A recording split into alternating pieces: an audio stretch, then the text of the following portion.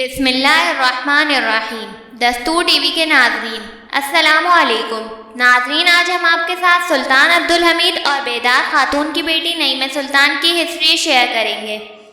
نعیمہ سلطان اپنے والد کے تخت پر فائز ہونے کے 4 دن بعد 5 ستمبر سن 1876 کو استنبول میں واقع دولمبائی محل میں پیدا ہوئیں۔ نعیمہ سلطان نے بچپن میں پینٹنگ کی کلاسیں لیں اور پینٹنگ سیکھی۔ انہیں پیانو بجانا بہت پسند تھا۔ یہ عمدہ پیانو بجاتی تھیں اور مغربی موسیقی کے سبق بھی لیتی تھیں۔ نعیمہ سلطان کی پہلی شادی سن 1898 میں عثمان پاشا کے بیٹے محمد کمال الدین پاشا سے ہوئی، لیکن جب نعیمہ سلطان کو اپنے شوہر کمال الدین پاشا کے ان کی کزن ختیجہ سلطان کے ساتھ رومانوی تعلقات کے بارے میں معلوم ہوا تو انہوں نے اپنے شوہر سے طلاق لے لی۔ اس کے بعد نعیمہ سلطان نے سن 1907 میں جلال الدین پاشا سے دوسری شادی کی۔ مارچ سن 1924 میں سلطان عبدالحمید کے تمام خاندان کو جلا وطن کیا گیا تو نعیمہ سلطان اپنے شوہر کے ساتھ البانیہ چلی گئیں۔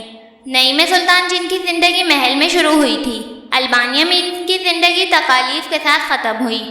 نعیمہ سلطان کے چھوٹے بھائی شہزادے عبدالقادر کی سابقہ بیوی میثلی ملک نے ان کی یادوں پر مشتمل دستاویزات تیار کیں۔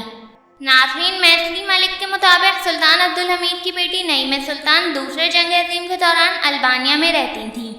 میثلی ملک اپنے شوہر شہزادے عبدالقادر سے اختلافات کی وجہ سے نعیمہ سلطان کے گھر منتقل ہوئیں اور دونوں نے ایک ساتھ دن گزارے۔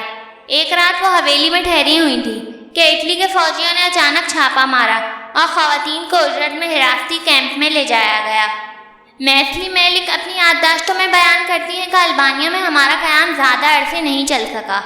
ہماری روانگی کے 3-4 ماہ بعد اطالی فوجیوں نے ایک شام حویلی پر دھاوا بول دیا۔